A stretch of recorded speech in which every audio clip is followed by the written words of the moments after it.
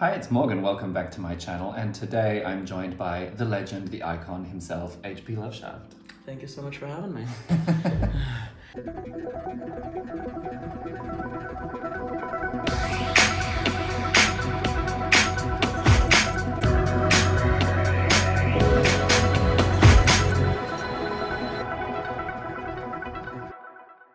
And I'm trying to paint my nails, which clearly is not a good idea because I'm not good at multitasking. I am truly horrible at painting nails. This is awful. They look alright. When it dries, that will come off a bit. Yeah, no. Whatever, it's for stage now. It's for stage. Right? I'm impressed that you paint them instead of just propping them on. I love the look of fake nails. They are so impractical. They are. I cannot do anything. Can't scratch them. your nose, can't roll a joint, can't wipe your butt. I mean, if I'm wearing nails and padding, I literally cannot go to the toilet. It's impossible. Impossible. So I'm now either like, I will paint my nails, my real nails, or I'll wear gloves. Oh God, you can't go to the toilet when you're wearing padding, huh? Because it's all in there. I can if I'm not wearing nails. Yeah, but you've got to, like... I can pee, but I can't poop. But I usually don't need to. Right, oh right, because you've got to, you can just, right. I have a penis. Sounds convenient. It is convenient for that, I guess. For that. I mean, honestly, that's like 90% of my penis envy there. Oh, okay. It's just being able to whip it out and pee. Yeah, just to pee wherever you feel like it. It is a great privilege. You said it takes you like 2 hours to paint, but you're like already here. I don't see how it takes that long. I mean, yeah, you can see it's done. It's done. I mean, it could be. No, but just you've already done so much. Oh, I feel so behind. I literally just put lotion and foundation. I have to do so many steps before I even put makeup on. That's why I'm like overwhelmed. I would do my hair first, and then it's not in my way. You have hair. Okay. But I've got to do it backwards today because I've got my curlers in. I feel like a 1950s hairstyle. Totally. And when did you start doing drag like on stage in front of people? Well, almost 4 years ago now. Oh wow.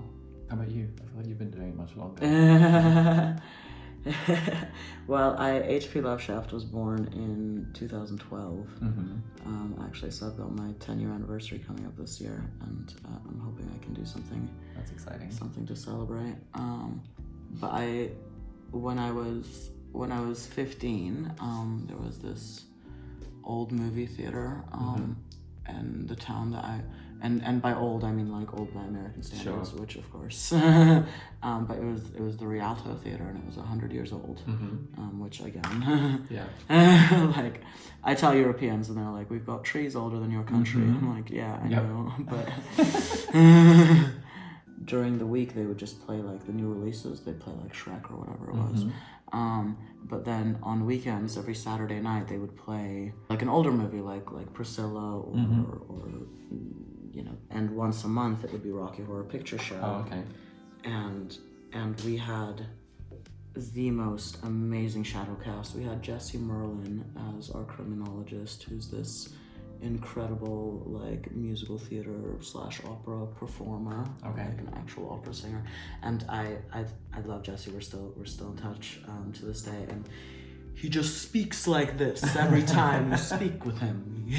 He could be ordering a pizza and it sounds as though he was orating on Shakespeare. Like, it's just incredible about this vocal control. And there was also this iconic drag queen named Dolly Levi, who's still performing, and she was our Columbia, okay, and she would like tap dance, and I remember the first time I saw it, I was watching the show and I was going, is that a boy or is that a girl? It's a girl character, and I was like spent 90 minutes staring at her cross trying to figure it out, and then at the very end when they were doing like the stage, like the curtain call, she came out with her shirt open so you could, like, everybody could see her flat chest, and I was like, oh, and my mind was blown, and I was upset, and Dolly was like, when this was. I started going when I was 15, so like this was in 2000, like You're younger than me. 2014 or something. Yeah. Or no, not 14. So like 2004, Okay. or something. And I joined the cast in 2006. Like the day I turned 18, I messaged the cast leader like, "I'm 18. Can I be on the cast now?" Like, oh, fuck, calm down, sure. Sure, you get to be Dr. Scott. Shut up. Calm down. But I went every single Saturday to the Midnight Movie and every single month to the Rocky Horror. And Dolly would always do, before the show, she would do these like pre-shows that were just these drag numbers, and they were always really dramatic lip syncs and like, dancing. And she did this like, I remember she did this King Kong number where she had this prop that was a hand, Right. that she would stand. Okay. Like, so That's great. Yeah, she would like, and That's so extra. and then and then there was the screen behind her with like the King Kong's face, Great. and she was like lip syncing like and I just, oh, that's brilliant. And then I did my first lip sync as a pre-show for the cast, and it was Tom Lair's Clementine. All right. Which I've done for you before. And I was so proud of myself, that I had done the thing. And then afterwards, I went to Jesse and to Dolly, these icons, these heroes of mine. How'd that go? How was it? Like, what'd you think? What'd you think, guys? And they kind of went, well, you knew your words. That's good. Good lip sync. None of these drunk 15-year-olds know who Gilbert and Sullivan are. They've never heard of any of these references. Right. So like, maybe know your audience. And I went, thank you for your feedback. And then I named myself after an obscure sci-fi author. And and did some like, and put together a drag act about, based on a vampire show that's been off the air for like a decade. So basically, you haven't been listening for no. 10 years. No, absolutely ignored that advice. But yeah, so 2004 through 2006 was me like sort of falling in love with drag, and then fast forward a couple of years, and in 2012, I'm getting drunk with this dykey friend of mine whose name I will not say because she's unfortunately turned into quite a TERF. Oh. But we were, we had gotten into drag for her birthday. She wanted to have a drag birthday, and I was like, all right. And we were like, oh man, we should be drag kings. Oh yeah. But there weren't any drag king shows on at the time. Landon Sider hadn't quite started doing his show yet. He was about to. But I was working at a dungeon, and the boss there was a trans woman. And I went, hey, can I put on a drag show? And she went, yes. That was too easy. Can I do like a recurring drag show, like a regular drag show? And she said yes. And that was how HP Loveshaft was born. I was gonna be Eddie Bull, and I put it on the flyers and everything. And then my partner at the time just said HP Loveshaft as like a joke at one point, and I was fuck. Immediately changed my name. Yeah. Yeah, and nobody stopped me. In fact, they've been encouraging you. Yeah. Also, with regards to, you mentioned earlier, I said it took me 2 hours to do my makeup. Normally it's a 2-hour process to sort of, because, I do the contour in like 40 minutes and then I stick rhinestones on my face or whatever. Yes. But here, since I'm trying to actually do a character, it's a little bit more like, I might be done a little sooner just because, like, what the fuck am I supposed to... the fuck am I supposed to actually do for all this time? Right. I remember actually the last time we performed together, which was just before the first lockdown. I remember being positively alarmed by how many rhinestones on your face. I don't think I've ever seen a picture before with that many on their face. It's, you know what, it's Fanny Headache's fault. Okay. She I remember she did a look once where she stuck a bunch of pearls to her face, and I went, that's quite nice, I should try something with that. where's a masculine place to put rhinestones on your face? I mean, a lot of my drag is just like literally doing, is just like taking drag queen stuff and then doing it like upside down and backwards. Yeah, why not? And calling that masculine. Yeah. Instead of big upper lashes, I do big lower lashes. Yes. Like, it's, you know.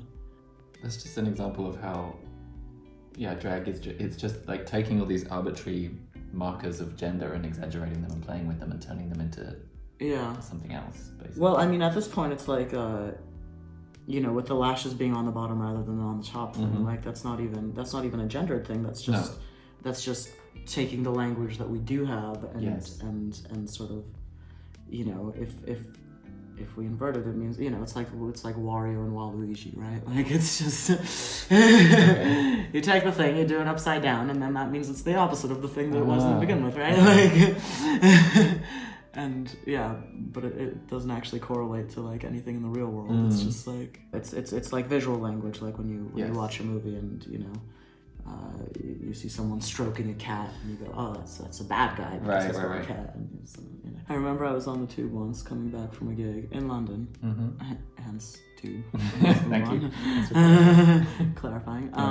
And someone came up to me and was like, oh my god, I said, oh, your makeup is amazing, or you're drag queen. I was like, sure. Because, you know, I'm not gonna, you know. Try and explain. Like, also, like, as a trans dude, right? If I say, no, I'm a drag king, like, that's sort of outing myself, you know? And if I say, yeah, sure, I'm a drag queen, then they can kind of, oh, yeah, right. Oh, I see. Yeah, not shatter the illusion. And let them know that I actually have a vagina. Yeah, so these drunk girls on the table, I love drag. Right. Have you heard of RuPaul's Drag Race? Like, yeah, I have indeed heard of RuPaul's. Do you live in the world? Yeah, do you live on this planet? Yeah. And they're like, oh my god, you look, I love that one queen. God, I hate these people. The one with the makeup. And I just thought, I beg your pardon. Here's the punchline. The punchline is I, of course, like, had to tell the internet about this. Sure. About someone being like, do you know the one drag queen with the makeup? And yeah, I made the status and someone went, were they talking about Trixie Mattel? And dear viewer, they were. I mean, that makes sense. Yes. She is the one with the makeup. The one with the makeup. Trixie does have a very iconic. Yeah. I mean, just a lot of it. Just a lot of makeup. I just realised I haven't brushed my teeth today, so I'm going to go do that. Go on the rest of my makeup. I don't want to stink up people's faces. I was going to say, before we make out on stage. Yeah. Good. So today is Trans Day of Visibility. Yes. Do you feel visible? I feel exhausted. I've always been very visible because I'm quite a public person, and so when I was 19, I became a sex worker. I knew at the time that it was a risk, and that I would, you know, I was losing respectability, and that if I wanted to say, you know, run for office or you know, work with children or whatever, that this decision, you know, would, you know, have consequences. And I went, you know what, fuck being closeted, fuck, you know, living with a secret, and especially because, like, it's just, you know, like, it's a vulnerability when you have, you know, like, people can blackmail you, and so, like, didn't like a trans MP just come out in the UK? Oh yeah. And yeah, you didn't hear about this? I don't. One of your people. No, a Tory, actually. Yeah, this conservative MP came out as trans. And they're doing this whole, like, oh, you can still use male pronouns for me, which to me, like, is very much like, you know, Christine Jorgensen saying that she didn't do anything with a man until her passport was changed to female. Like, babes, like, what is this respectability game that you're playing? I don't understand. They still hate you. You're never gonna be respectable enough for them. So yeah, I like, when I became a sex worker, I went, you're right, I'm gonna just, like, be out, because I don't want to have, like, this secret. That sounds exhausting. Yeah. and then, you know, the same thing with queerness. And you know, I had my Facebook. I was already doing drag, and, you know, so I already had this like very public presence. When I started changing my pronouns and you know, doing doing hormones and blah blah blah. So yeah, so I've always had the privilege of being able to be very visible. And I say privilege because I've also always felt very safe, and I know that part of that is a big part of that is just the being white, and another big part of that is being trans-masc versus trans femme. At the same time, like I know that other people's, like it was meeting gay trans men that like gave me the space to come out. Because for some reason, like as trans or as gay. Well, as trans specifically because I'm bi, and I came out as bi at like 15, and I mean, you know, no, sorry, I call myself gay all the time. You know, it's close enough. gay, actually bi. But you know, I came out at 15 as bi, and for some reason it was really easy for me to understand a gay trans woman. Like that was okay. I was like, yeah, all right, checks out. But a gay trans man, like my brain was like, eh. And then I met other gay trans men, and I went, oh. And so that it's, you know, it sort of gave me this possibility model and this ability to imagine like a different path of life and blah blah blah. So in that way, you know, visibility is great because, you know, you cannot be what you do not see, as Dr. Ronk says, and so on and so forth. Visibility can be so empowering when it's, you know, in these very specific contexts. And then the moment you go on the U-Bahn, suddenly visibility is terrifying. When we're talking about feminism, and we talk about white feminism specifically, right. And sort of, you know, this idea of like a universal feminine experience and like whatever, we can talk about how, you know, for, you know, to see like a white woman with short hair on the screen, for example, that might be very empowering because there's this idea that like you need to have long hair to be feminine. Okay. But conversely, like if you're a black woman and you've seen a lot of these images of black women being, you know, tough and being strong and being this and being that, then to see a black woman with long hair, that might actually be very radical because it's like, you know, creating a space for that femininity. And I think there's something similar with queerness where like, if we're gender non-conforming, we have to sort of fight to be recognized as ourselves. There's this trans narrative of like, you know, this old-fashioned story about how like, oh, I've known since I was 6 years old and I've always hated my body, and every day that I don't have surgery, I want to fuck it. Anyway. And that's which surely is some people's experience, no? Yeah, no, absolutely. It's not necessarily universal. Yeah, exactly, but it's not the trans experience. No. And my trans experience is very different from that. I wasn't really aware of my dysphoria until I started transitioning. And I was guided by gender euphoria where I went, oh, like, you know, I started doing drag, and I thought, this feels really great. And like as a kid, when I was in school and I was, you know, on the football team and on the wrestling team and you know, behaving in these, you know, sort of gender non-conforming ways, it felt really shitty to have people be like, to call me a boy and call me a man, and, you know, like, I could tell they weren't being complimentary by it. I think even if we're cis, I think like as queers we have a slightly more complicated relationship with gender. Sure.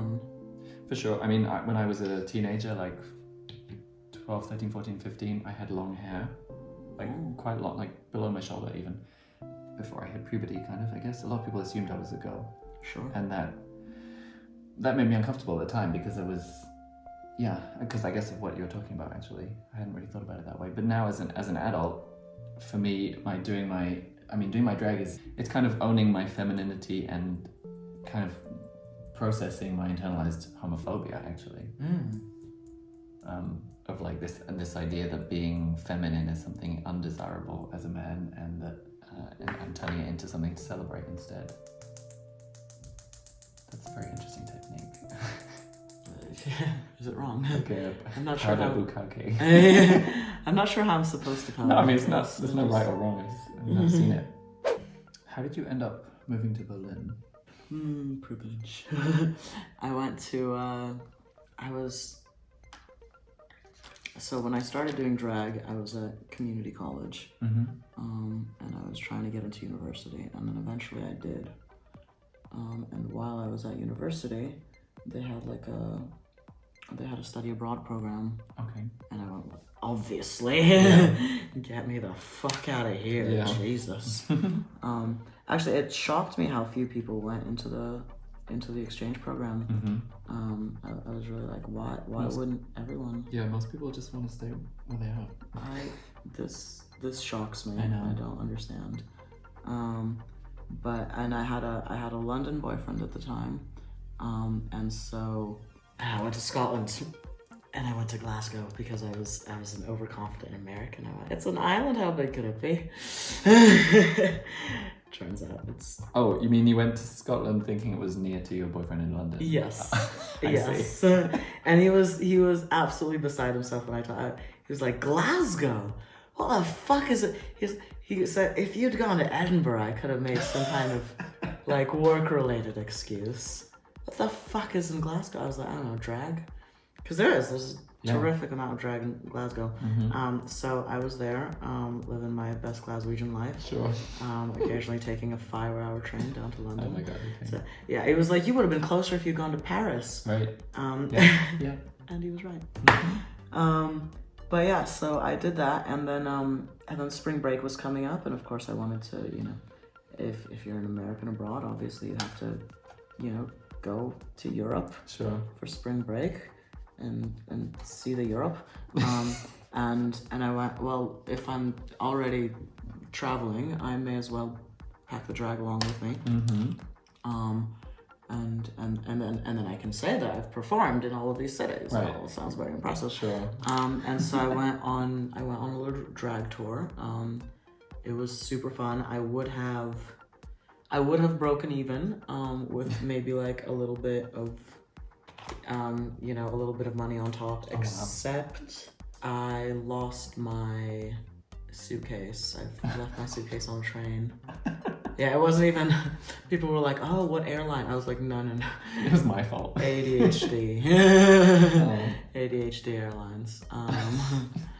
Yeah, I left all of my shit on a train, and so I had to like get a new passport, and it was an absolute nightmare. Berlin was one of my stops, and I actually produced an event, and I also got a bunch of gigs, and I, I was writing invoices and shit, and up until then, when I was in LA, I was not making any fucking money at all. Just like, tip split at the end of the night, $10 if you're lucky, like nothing.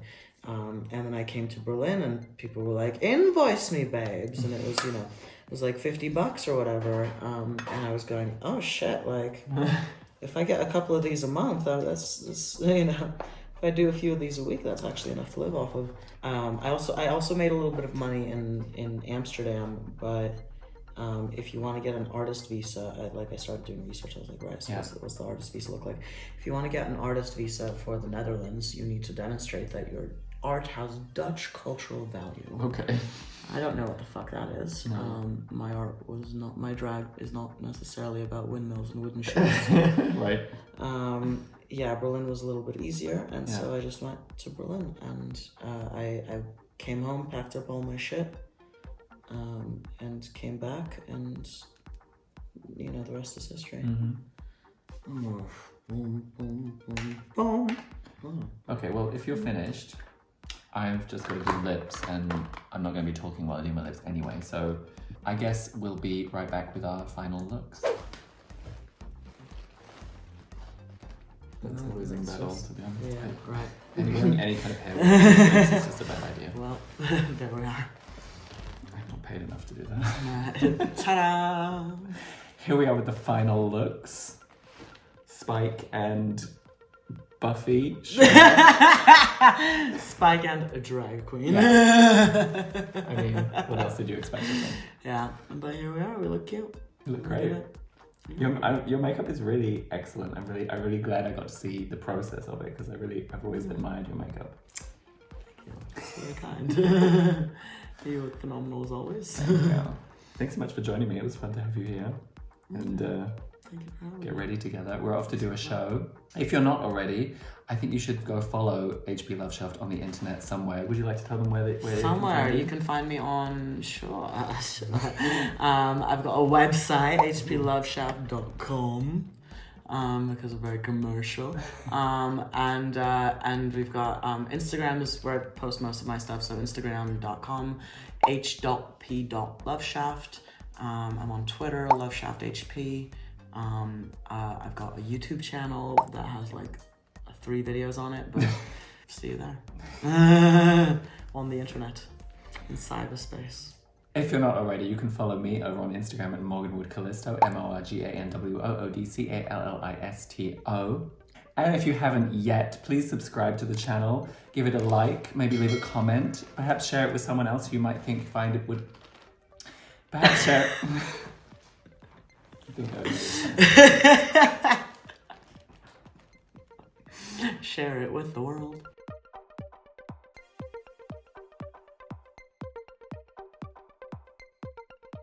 Yay! Yay! So fluffy.